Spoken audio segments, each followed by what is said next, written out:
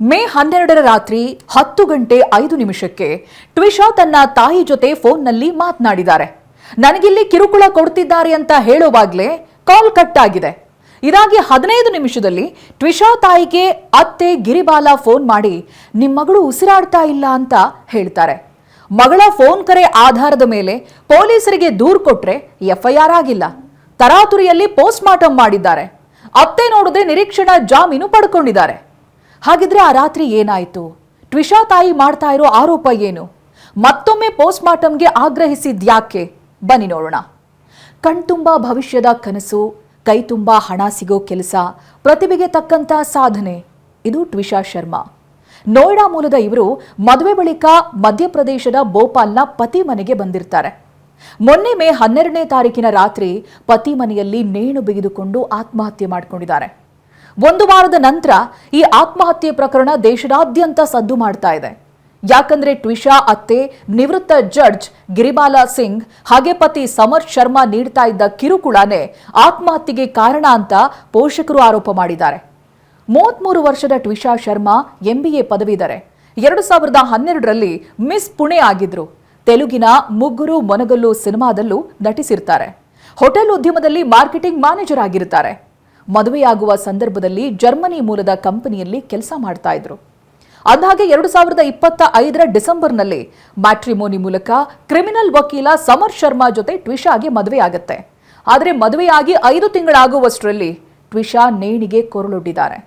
ಮೇ 12ನೇ ತಾರೀಕಿನ ರಾತ್ರಿ 10:05 ಟ್ವಿಷಾ ತಾಯಿ ಜೊತೆ ಫೋನ್ನಲ್ಲಿ ಮಾತನಾಡ್ತಾ ಇರ್ತಾರೆ. ಇಲ್ಲಿ ತುಂಬಾ ಕಿರುಕುಳ ನೀಡ್ತಾ ಇದ್ದಾರೆ ಅಂತ ತಾಯಿಗೆ ಹೇಳಿರ್ತಾರೆ. ತಾಯಿ ಜೊತೆ ಮಾತಾಡ್ತಾ ಇದ್ದಾಗ ಟ್ವಿಷಾ ಪತಿ ಸಮರ್ಥ್ ರೂಮ್ಗೆ ಬಂದಿರ್ತಾನೆ. ತಾಯಿ ಜೊತೆ ಮಾತನಾಡ್ತಾ ಇದ್ದಂತೆ ಫೋನ್ ಸಂಪರ್ಕ ಕಡಿತ ಆಗುತ್ತೆ. ಇದಾಗಿ 15 ನಿಮಿಷದಲ್ಲಿ ಟ್ವಿಷಾ ತಾಯಿಗೆ ಅತ್ತೆ ಗಿರಿಬಾಲಾ ಸಿಂಗ್ ಫೋನ್ ಮಾಡ್ತಾರೆ. ನಿಮ್ಮ ಮಗಳು ಉಸಿರಾಡ್ತಾ ಇಲ್ಲ ಅನ್ನೋದಾಗಿ ತಾಯಿ ರೇಖಾಗೆ ಹೇಳ್ತಾರೆ. ಟ್ವಿಷಾ ಪತಿ ಮತ್ತೆ ಅತ್ತೆ ವಿರುದ್ಧ ಆರೋಪ ಮಾಡಿರುವಂತಹ ತಂದೆ ನವನಿಧಿ ಶರ್ಮಾ ವರದಕ್ಷಿಣೆ ಕಿರುಕುಳದಿಂದ ಮಗಳು ಆತ್ಮಹತ್ಯೆ ಮಾಡಿಕೊಂಡಿದ್ದಾಳೆ, ಮಗಳಿಗೆ ದೈಹಿಕವಾಗಿ ಹಲ್ಲೆ ಮಾಡಿದ್ದಾರೆ ಅಂತ ಆರೋಪ ಮಾಡಿದ್ದಾರೆ. ಅಲ್ಲದೆ ಇಬ್ಬರ ವಿರುದ್ಧ ದೂರು ನೀಡೋದಕ್ಕೆ ಹೋದ್ರೆ ಪೊಲೀಸರು ಎಫ್ಐಆರ್ ದಾಖಲಿಸ್ತಾ ಇಲ್ಲ, ಪೋಸ್ಟ್ ಮಾರ್ಟಮ್ ಕೂಡ ತರಾತುರಿಯಲ್ಲಿ ಮಾಡಿದ್ದಾರೆ ಅಂತ ಆರೋಪ ಮಾಡಿದ್ದಾರೆ. ಅಲ್ಲದೆ ಟ್ವಿಷಾ ಅತ್ತೆಗೆ ನಿರೀಕ್ಷಣಾ ಜಾಮೀನು ಸಿಕ್ಕಿದ್ರಿಂದ ಟ್ವಿಷಾ ಪೋಷಕರು ನ್ಯಾಯ ಸಿಗಬೇಕು ಅಂತ ಸಿಎಂ ಮೋಹನ್ ಯಾದವ್ ಮನೆಗೆ ಮುತ್ತಿಗೆ ಹಾಕಿದ್ದಾರೆ. ಅಷ್ಟಕ್ಕೂ ಟ್ವಿಷಾ ಶರ್ಮಾ ಪೋಷಕರು ಅತ್ತೆ ಮತ್ತೆ ಪತಿ ವಿರುದ್ಧ ಆರೋಪ ಮಾಡ್ತಾ ಇದ್ರೆ, ಇತ್ತ ಪತಿ ಹಾಗೆ ಆತನ ತಾಯಿ ಗಿರಿಬಾಲಾ ಶರ್ಮಾ ಕೂಡ ಟ್ವಿಷಾ ವಿರುದ್ಧ ಸಾಲು ಸಾಲು ಆರೋಪ ಮಾಡ್ತಾ ಇದ್ದಾರೆ. ಟ್ವಿಷಾ ಬ್ಯಾಂಕ್ ಖಾತೆಯಲ್ಲಿ 20 ಲಕ್ಷ ಫಿಕ್ಸೆಡ್ ಡೆಪಾಸಿಟ್ ಇದೆ. ಅದಕ್ಕೆ ಪತಿ ಹೆಸರನ್ನ ಸೇರಿಸಿ ಜಂಟಿ ಖಾತೆ ಮಾಡಬೇಕು ಅಂತ ಒತ್ತಡ ಹೇರ್ತಾ ಇದ್ರಂತೆ. ಅಲ್ಲದೆ ಈಗಲೇ ಮಗು ಬೇಡ ಎಂದಿದ್ದ ಟ್ವಿಷಾ ಗರ್ಭಪಾತಕ್ಕೆ ಮುಂದಾಗಿದ್ರು.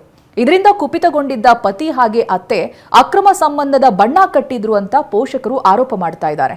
ಆದರೆ ಟ್ವಿಷಾ ಮಾದಕ ವಸ್ತು ಸೇವಿಸಿದ್ಲು, ಡ್ರಗ್ಸ್ ಸಿಕ್ಕಿಲ್ಲ ಅಂದ್ರೆ ಕೈಗಳು ನಡುಗ್ತಾ ಇದ್ವು ಅಂತ ಟ್ವಿಷಾ ಅತ್ತೆ ಆರೋಪ ಮಾಡ್ತಾರೆ.